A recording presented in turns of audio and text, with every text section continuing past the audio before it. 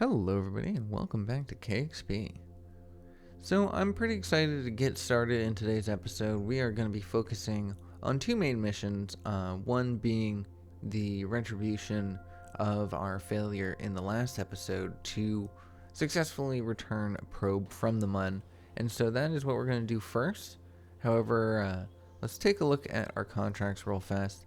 As we see here, we did successfully land in the far side crater according to our contracts because our probe was still alive when it came to a halt. So that's good. We only need 2 biomes left to complete our program. We're going to take a look at our contracts, and we are going to grab this, put a probe in a polar orbit of the Mun, but however we're not going to work on that today because we have a different idea for our polar Mun probe. Anyways, we are on the launch pad. I'm going to keep the footage of this basically unedited. The mission itself was rather concise. Everything that we did fairly quickly and time efficiently. So we're just going to kind of go through the mission itself and listen to the music. I'm going to chime in here and there when I feel like we need to say something that we haven't said before. But other than that, I'm pretty excited. Learning how to fly without the HUD is fun once you can get it, because then you get to see the stars appear through the curtain of blackness. Getting better at flying. It's always nice. But we are reaching the thinner parts of the atmosphere. Our plume is expanding, and like I mentioned, we can see the stars. Our apoapsis is now at 105 kilometers, falling slightly, but not for long. We're going to plot in our circularization burn here. This rocket is the same exact one from the last episode. It's the same lander. We didn't change anything on it. There's nothing we could have really changed to it. The only reason why it failed was because I simply did not pay attention to our suicide burn countdown, so therefore I take full responsibility for that. I still believe that the probe is fine. Let's go ahead and circularize around Kerbin, and then we'll move on to the next step of pushing ourselves to orbit. This Tundra engine, or the Tundra fuel tank with the Octopus engine, is pretty beefy, and we still have 338 meters per second of delta V remaining, so we're going to be able to use some of that to push ourselves towards the Mun. We don't have any explosives on this craft, however, so unfortunately that will be space debris, and maybe we'll have to revisit cleaning that up in a future episode. But for now, it will just be a piece of junk orbiting our planet. So we go ahead and get ourselves plotted into the flight computer, and we're going to let that take over on the burn. I'm going to play around with Planet Shine later, so it's not so dark. However, do like this nice silhouette of our rocket against the night sky. That our engines ignite, and then that's the remainder of our fuel. Oh, that's right, we did put explosives on this. I believe it's a future rocket that we didn't. That must be misremembering. Anyways, we are going to be pushing ourselves out towards the Mun. Keep a nice low periapsis because we want to keep our total velocity down as we land, and coming in at a steep angle of approach can sometimes speed you up a little too much, at least in my experience. So we come down. 99 is off of our target. That's what happens with the flight computer sometimes. You gotta fine tune it when you can. We bring it down to 35 and circularize. So once we get our craft pointed towards our maneuver, nothing left to do but time warp our way out to the Mun.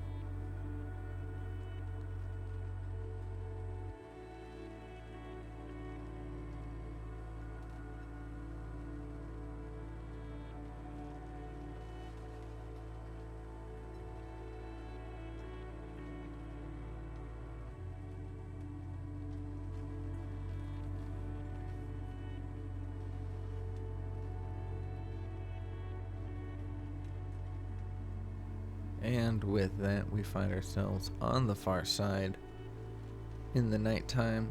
Let's go ahead. We're going to turn up planet shine just so we could see a little bit more.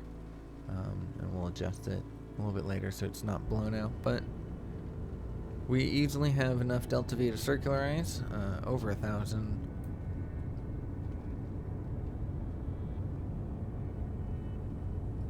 And with that, we are captured.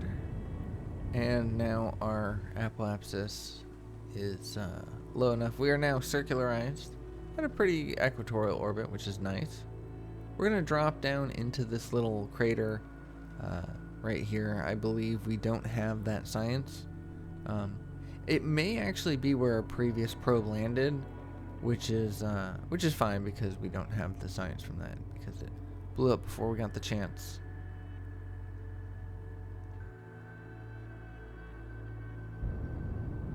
We are luckily going to be able to use some of this lower engine to kill some of our velocity, as well as during our landing. Not as well as, but just kill some of our velocity during our landing. It's not always wisest to do what I just did, plot in this kind of like velocity killing maneuver. Sometimes it's better just to rely on your suicide burn countdown. But this gave me the opportunity to kind of fine-tune my landing point. I do want to land inside that crater as my first landing zone. And then hopefully, if we have the Delta V available, I'd like to push myself outside of the crater, grab like, you know, either midlands, highlands, or lowlands, one of those, because we don't have that science.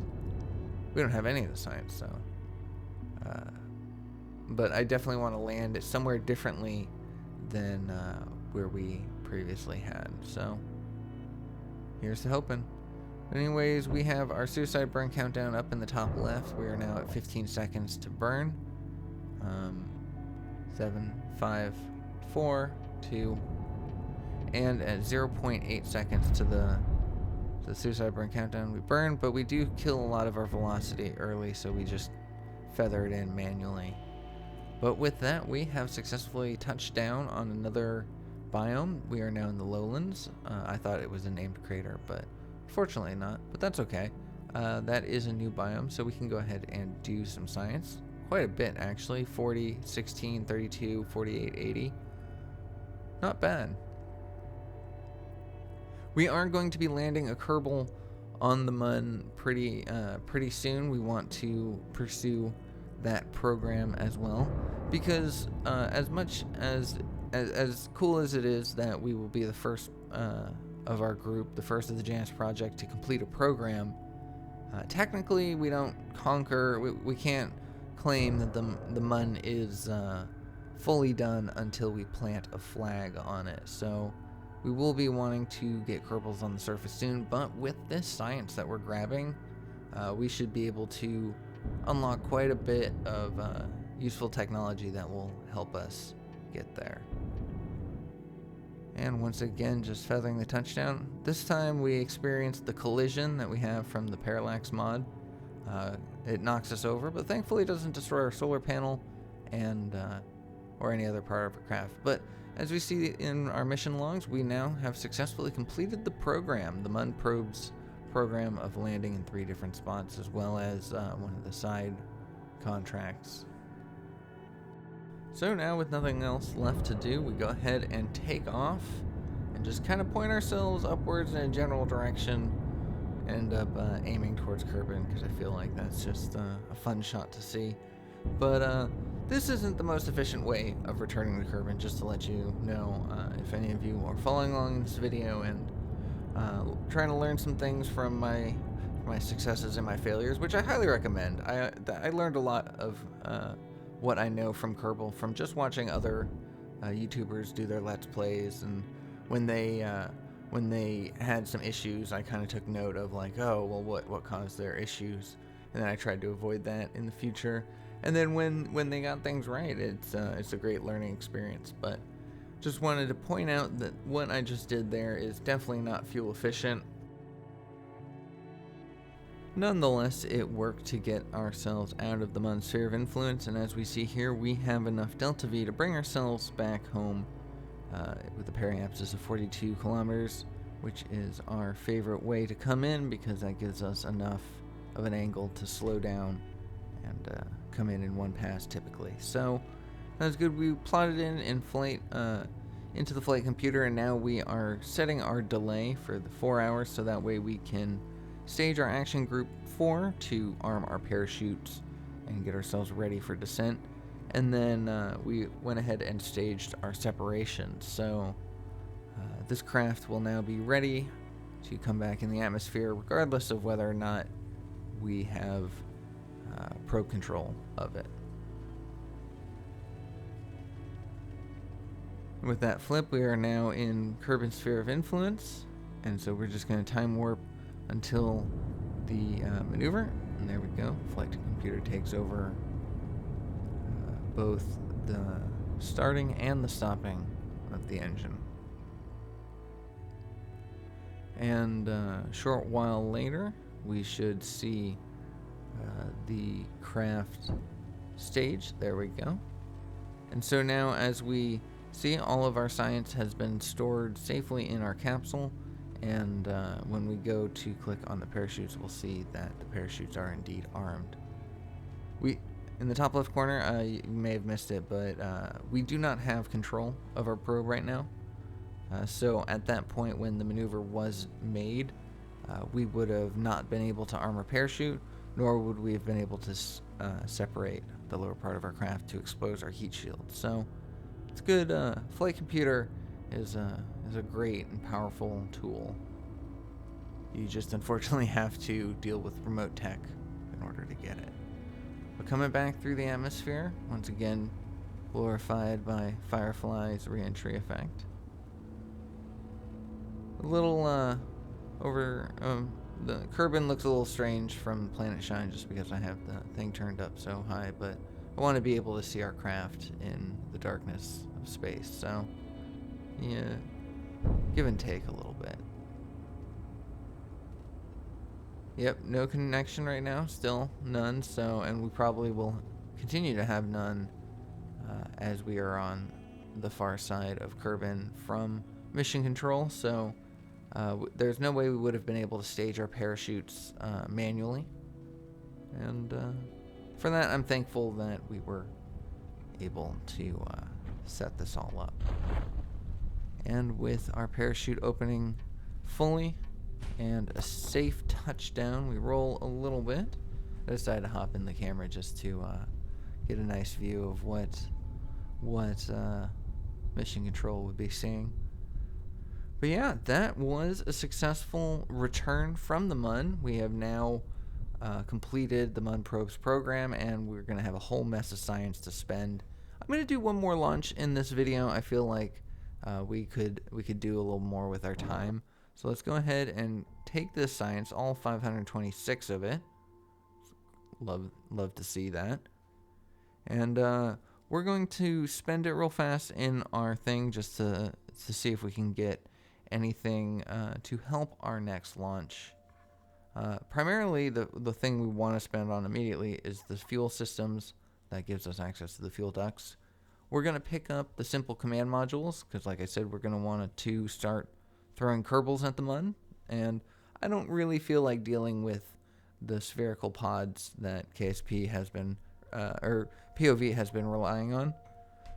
So I want an actual Mach 1 command capsule. We're getting the space exploration primarily for the Bon Voyage mod. We're going to be getting this life support because if we get stuck on the MUN, we're going to want a considerable amount of supplies. And I'd like to get those better rocket engines, so we're going to upgrade our research and development stage, buildings to stage 2, which allows us to research things that are more than 100 science. So it's between the precision propulsion, which will give us better vacuum engines, or the heavy rocketry will give us better surface level engines. And I'm trying to decide which one to pick, but then I noticed that we get the Pila engine in the heavier rocketry, and that is one of my favorites.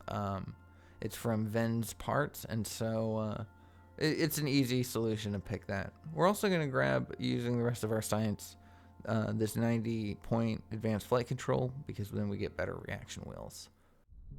So here we are once again on the launch pad, a very similar rocket to the one we just launched. However, this one now has the Pila engine instead of the Octopus. And I believe the Pila does have more thrust to weight, or kilonewtons of thrust than the Octopus has, so taking off much more smoothly.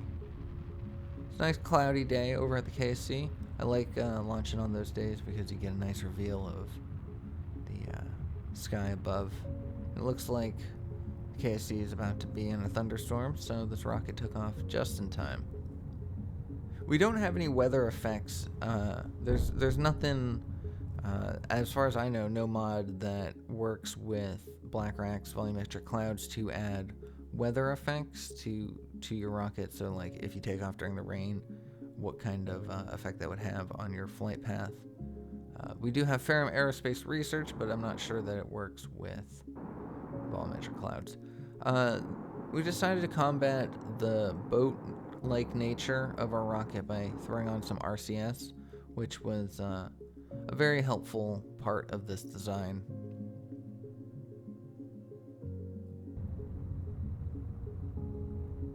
And with a lot of ease, we go ahead and circularize. I probably could have turned down the gimbal a little bit, saved that wobbling, but nonetheless.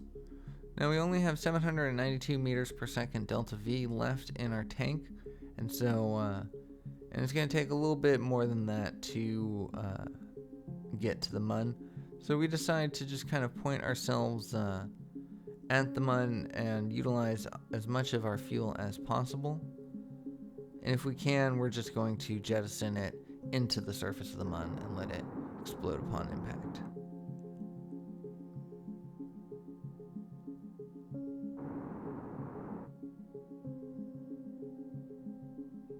Pointing ourselves towards our maneuver, get it all automated by flight computer once again. See the moon peak over our horizon, and then with that we burn. And unfortunately, we don't get the impact that we were hoping for. So nothing left to do except just get ourselves situated into our position. Now this is going to be a ScanSat, so we're going to want it in a polar orbit. And the technology that we have, the maximum altitude limit that we have is 400 kilometers. So we're going to bring it around 350 just to kind of keep it safe. As you see here, it is not in the orbit that is specified by the contract. That was that red line orbit. So we're not going to be using this for that contract. I would much rather have a map of the MUN, and then maybe if we have the delta V for it after we've successfully mapped everything, maybe we can just transfer it into that orbit. But that would be in a later episode. The ScanSat mod is very crucial in exploration type playthroughs like this, especially for the IVA crowd, but even in the third person perspective, KXP, knowing exactly what kind of terrain you're looking at when you want to land and where all the different biomes are, it's necessary. So as we see here, we time warped our way a lot closer. We passed our maneuver entirely. And we are now in the sphere of influence of the MUN, so I have to do some quick changing to our trajectory. But it doesn't matter, it's only 100 some odd meters per second delta V out of our 2056, so I'm not worried at all. As long as we have communication to our satellite, we should be good.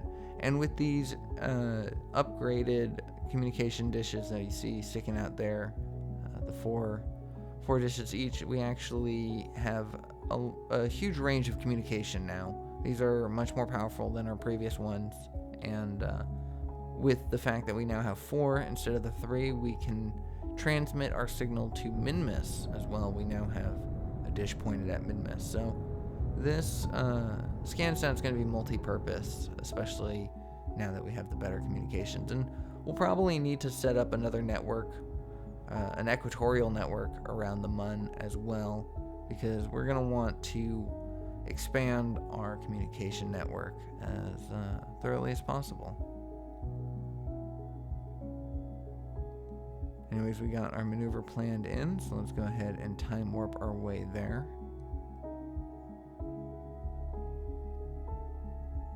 And we're going to start our scanning now while we have signal, just in case we lose it. I'd like to have the science deployed and working.